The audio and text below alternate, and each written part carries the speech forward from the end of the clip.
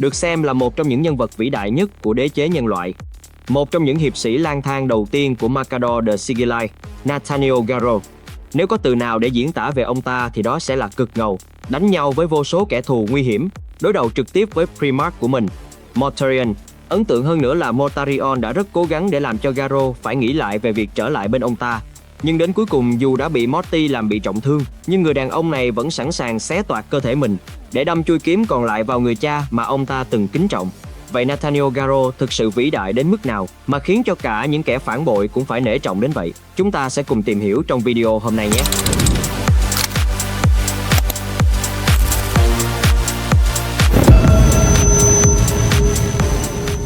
Hôm nay, chúng ta sẽ không chỉ kể lại một câu chuyện lịch sử đơn thuần, chúng ta sẽ cùng nhau tìm hiểu vì sao Nathaniel Garo, cựu Battle Captain của đại đội 7 Desgas, lại là một trong những chiến binh vĩ đại nhất từng sống trong kỷ nguyên biến loạn Horus. Một chiến binh vĩ đại trước hết phải là người giữ vững được gốc rễ và lý tưởng ban đầu của mình, ngay cả khi tập thể xung quanh đã hoàn toàn tha hóa và Garo đã làm được điều đó. Hãy nhìn vào nguồn gốc của Garo. Ông ta bắt đầu từ Albia, một quốc gia nhỏ bé, mang rợ về công nghệ trên lục địa Europa tại Terra. Garo gia nhập quân đoàn 14 từ những ngày đầu khi các Primarch còn chưa được tìm thấy. Tên gọi ban đầu của họ là Dust Raiders, một quân đoàn có những nguyên tắc danh dự rất riêng. Sau đó thì Primarch Mortarion trở về từ Barbarus, quân đoàn đổi tên thành Desgard. Văn hóa biến đổi, hàng ngũ được lấp đầy bởi những tân binh tàn nhẫn từ Barbarus, biến Desgard dần trở thành một cỗ máy chiến đấu vô hồn. Nhưng Garo vẫn giữ nguyên bản sắc của một Dust Raider nguyên bản, kiên cường nhưng cao quý, tận tụy và trung thành tuyệt đối với hoàng đế. Garo thậm chí từng cay đắng nhận định rằng ngày mà chiến binh Dust Raider cuối cùng ngã xuống cũng là ngày sự cao quý của Desgard bị suy giảm vĩnh viễn. Sự đặc biệt của Garo còn thể hiện ở việc ông ta đứng ngoài những hủ tục tha hóa. Mortarion có một truyền thống khá dị hợm.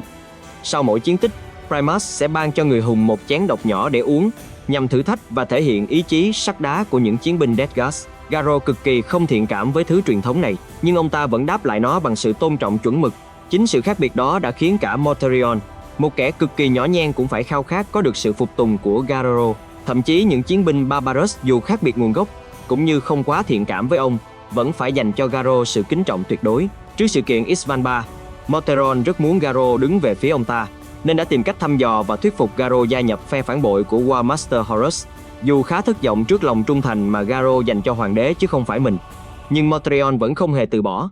Mortarion bổ nhiệm Garo làm tùy tùng riêng, đưa ông ta lên soái hạm Vengeful Spirit họp bàn chiến dịch. Sự kiên cường của Garo đã được thử thách ngay tại Isvans Extremis. Khi chiến đấu với tên pháp sư Slanesh Warsinger, Garo bị thương cực kỳ nặng, thân mình dập nát, mất chân phải từ giữa đùi trở xuống. Đáng lẽ ông đã chết ngày hôm đó nếu không được Fabius Bell cứu chữa. Do chấn thương nghiêm trọng này, cùng việc Morty không muốn Garo chết, Mortarion đã đưa ông ta lên tàu Eisenstein dưới sự giám sát bí mật của chỉ huy Grungor, một kẻ vốn ghen ghét Garo, và hắn đã bàn mưu với đại đội trưởng đại đội 1, Typhon, để ám sát Garo ngay khi có cơ hội, vì chúng biết rằng người đàn ông này sẽ không bao giờ đứng về phía họ, và Grungor thì cực kỳ hứng thú với việc này. Rồi ngày định mệnh đó cũng đến. Cuộc thảm sát được chuẩn bị một cách rất tinh vi nhằm che giấu đi âm mưu thực sự của Horus. Tuy vậy, Garo cũng cảm nhận được rất nhiều điều không được hợp lý. Ông ta luôn nhận thấy những dấu hiệu bất thường, nhưng nhìn chung nó chỉ là những vấn đề đơn lẻ và sẽ luôn có câu trả lời hợp lý. Sau đó người của ông ta phát hiện ra bom virus Life Eater, thứ vũ khí hủy diệt hàng loạt đang xuất hiện trên tàu. Nếu bạn biết về thứ vũ khí này, thì nó là một thứ vũ khí cực kỳ nguy hiểm, chỉ dùng để xóa sổ những kẻ thù nguy hiểm nhất trong những trận chiến tàn bạo nhất, và chỉ có một số lượng rất ít trên những siêu chiến hạm hùng mạnh nhất. Vì vậy, việc thấy nó với số lượng lớn trên chiến hạm của mình quả là một điều cực kỳ không ổn. Cùng lúc đó, Saul Tavis lao về Isstvan III để cảnh báo phe trung thành. Khi nhận lệnh tiêu diệt Saul, Garo đã đưa ra quyết định lịch sử: bãi bỏ mệnh lệnh phi nghĩa, nghe theo tiếng gọi của danh dự. Ông ta diệt lực lượng truy sát Saul, rồi nói dối cấp trên rằng đã hoàn thành nhiệm vụ, đã tiêu diệt Saul cũng như những người đuổi theo trong quá trình đó. Vào thời điểm này, một bức tranh toàn cảnh về sự phản bội đã lộ rõ. Ngay sau đó, khi Grungor nạp bom virus Life Eater vào pháo chính để sẵn sàng hủy diệt các chiến binh bên dưới, Garo đã nhận được thông báo. Ông ta dẫn đầu lực lượng ít ỏi còn lại xông lên ngăn chặn. Trong cuộc đối đầu, Grungor lộ rõ bản chất phản bội khi nhạo báng hoàng đế, giải thích rằng hoàng đế đã bỏ rơi họ, bỏ lại các quân đoàn để ông ta có thể trốn về Terra quý giá của Garo. Ông ta đã bán đi quyền thừa kế của các quân đoàn Space Marine cho một hội đồng gồm những kẻ ngu xuẩn và chính trị gia yếu đuối, những kẻ tầm thường chưa từng biết đến gian khổ hay mùi vị của chiến tranh, biến họ thành lãnh chúa và người lập pháp thay thế các Primarch, những người đã dẫn dắt những chiến binh qua vô số cuộc chiến ác liệt nhất để thống nhất nhân loại. Trận chiến nổ ra, Trong một khoảnh khắc Grungor làm bom virus bị rò rỉ, một người lính trung thành của Garo đã xả thân hy sinh để ngăn virus tràn ra ngoài. Grungor thì chết trong đau đớn. Dù vậy sau đó hắn được Nurgle tái sinh. Garo cùng 70 chiến binh Astartes còn lại thề sẽ mang tin tức phản bội về Terra bằng mọi giá. Hành trình của con tàu Eisenstein là một bản hùng ca về sự kiên cường. Họ phải đối mặt với Grungor đã biến đổi dưới quyền năng của Nurgle một lần nữa. Trong trận tái đấu này, tên phản bội đó đã dùng con dao nhiễm dịch bệnh đâm Solun Decius, một chỉ huy của Garo, và gieo mầm tai họa về sau. Cuối cùng bọn phản bội đã bị đánh bại và bị trục xuất về Warp. Khi các cuộc chiến kết thúc, tàu của họ cũng cạn năng lượng và thủy thủ thì cũng bị tiêu hao trong cuộc chiến và suốt hành trình. Garo đã đưa ra quyết định mạo hiểm, kích nổ động cơ Warp Drive để tạo ra một ngọn hải đăng sóng xung kích trong Empyrean. Hoặc họ sẽ vĩnh viễn nằm lại đây, hoặc mọi thứ sẽ được cứu rỗi, và thứ còn lại chính là định mệnh. Chính vụ nổ này đã thu hút Rogadon và quân đoàn Imperial Fist, vốn đang bị kẹt trong bão Warp, đến cứu mạng nhóm của Garo. Khi đưa về mặt trăng trên pháo đài Phalanx, Rogadon ban đầu đã nổi giận và không tin lời Garo về việc Horus phản bội. Nhưng Garo, bằng sự kiên định, cũng như những bằng chứng thuyết phục và lời khai nhận của Earthen Quiro thuộc Sons of Horus, Don mới thực sự tin vào chuyện này và thông báo ngay cho hoàng đế. Thứ làm cho Nathaniel Garo trở nên đặc biệt không chỉ nằm ở hành động cá nhân, mà còn ở sức ảnh hưởng và nhân cách của ông ta. Với danh hiệu Battle Captain do chính hoàng đế trao tặng thời chiến tranh thống nhất, Garo đã kết bạn với những chiến binh kiên trung nhất từ các quân đoàn khác, cả những người của các quân đoàn phản bội.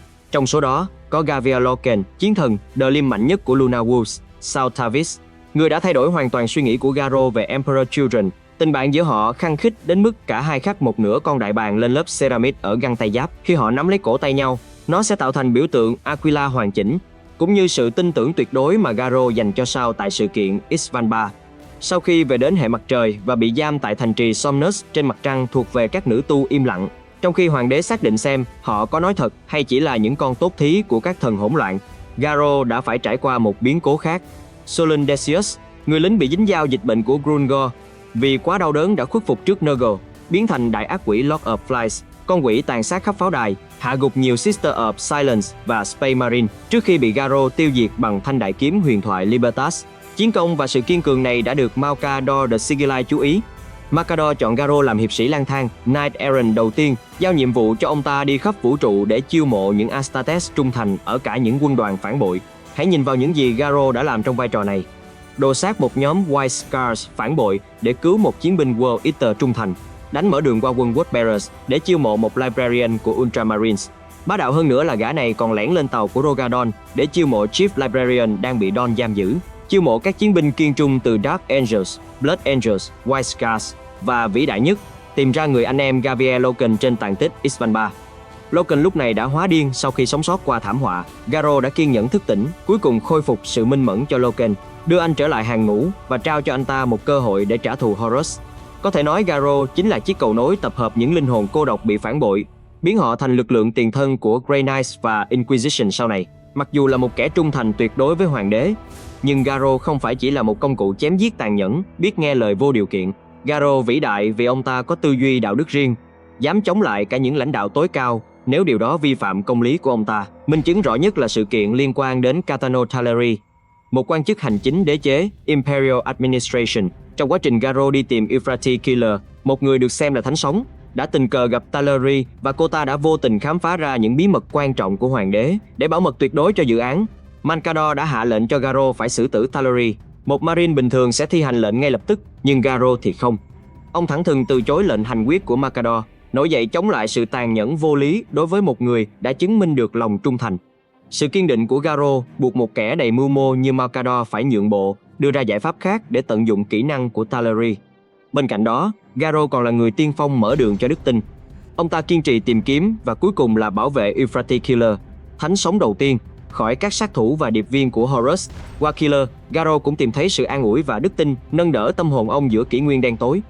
Khi trận vây hãm Terra, Sea of Terra nổ ra, Garo tiếp tục chiến đấu bảo vệ cung điện hoàng gia. Ông ta tiếp tục tiêu diệt kẻ thù cũ Lord of Flies, dù phải trả giá bằng sự hy sinh của Master Varen, hiệp sĩ lang thang có nguồn gốc từ World Eaters. Ông ta cùng đồng đội đánh bại đại úy Falcus Kibre và binh đoàn tinh nhuệ Justarin Terminators. Khi chém đôi Kibre bằng thanh Libertas, Garo phát hiện hắn đã bị ác quỷ chiếm hữu. Garo đã tỏ ra thương hại và ban cho tên phản bội một cái chết êm ái. Ông ta còn đụng độ Ezekiel Abaddon Trong trận chiến này, binh đoàn Blood Angels của Paladin Belsepatus và chỉ huy Endrid Ha của War Eaters đã phục kích Abaddon. Dù Sepatus và Hắc hy sinh, nhưng thân hình vạm vỡ của Hắc đã đè chặt Abaddon, khiến hắn không thể thoát ra. Garo đã có thể kết liễu Abaddon ngay tại đó, nếu như tên chỉ huy phản bội không nhanh chân được dịch chuyển tức thời đi mất. Sau trận đó, Abaddon đã khóc rất nhiều.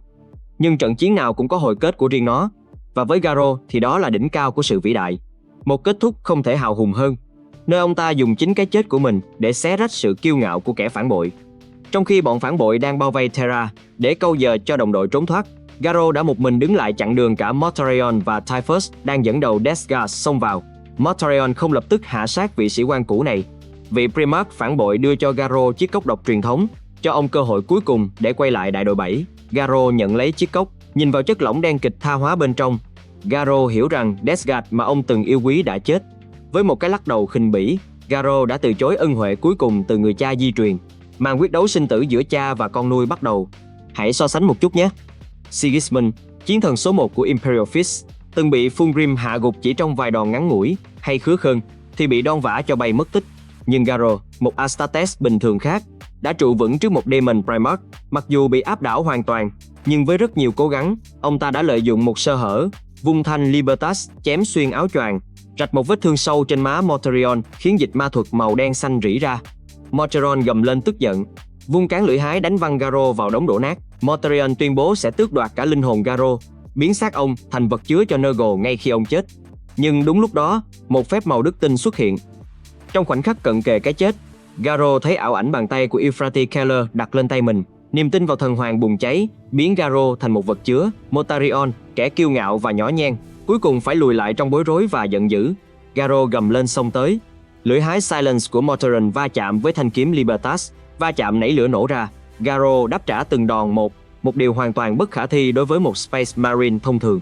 Đối mặt với Garo, Mortarion nhận ra một sự thật rằng Garo chính là hiện thân của mảnh vụn con người cao quý cuối cùng mà Mortarion từng có trước khi bán mình cho Chaos. Và để xóa bỏ tất cả, Mortarion bắt buộc phải tiêu diệt mảnh vụn đó. Lưỡi hái của Mortarion cuối cùng đã đâm xuyên qua giáp, da thịt và găm thẳng vào tim Garo. Chất độc bọc lấy vết thương, Mortarion ép Garo phải quỳ xuống. Nhưng bằng ý chí bất khuất, Garo tự kéo thân mình đâm sâu hơn vào lưỡi hái, đẩy đầu lưỡi hái ra sau lưng để thoát ra trong chốc lát. Nắm chặt nửa thanh kiếm gãy Libertas, Garo dồn toàn lực đâm thẳng vào cổ họng của Mortarion. Máu nhiễm Chaos phun trào. Mortarion gầm lên kinh hoàng, giật thanh kiếm ra trong sự đau đớn. Vết thương ở cổ hắn bị nhiễm trùng bởi đức tinh, một vết thương ma thuật không bao giờ lành, để lại vết sẹo nhục nhã cho chúa tể tử thần, từ đó góp phần cho việc trục xuất Morty sau này. Nathaniel Garo gục xuống. Xa xa, một tia nắng le lói qua làn bụi đất, dấu hiệu của sự cứu rỗi từ Killer. Garo trút hơi thở cuối cùng trong sự thanh thản tuyệt đối, biết rằng mình đã hoàn thành trọn vẹn việc canh gác của mình đối với hoàng đế. Nhìn lại toàn bộ hành trình của Nathaniel Garo, chúng ta thấy gì? Tôi không chắc ông ta có phải là người mạnh nhất không, nhưng Garo chắc chắn vĩ đại, vì ông có những phẩm giá tốt đẹp nhất, một sự vĩ đại mà ngay cả phe phản bội cũng phải tôn trọng. Nathaniel Garo đã sống một cuộc đời rất liêm và chết như một huyền thoại. Sự vĩ đại của ông chính là minh chứng cho thấy bóng tối của Chaos có thể nuốt chửng cả những Primarch, nhưng không bao giờ có thể dập tắt được ánh sáng đức tin trong lòng một con người chân chính.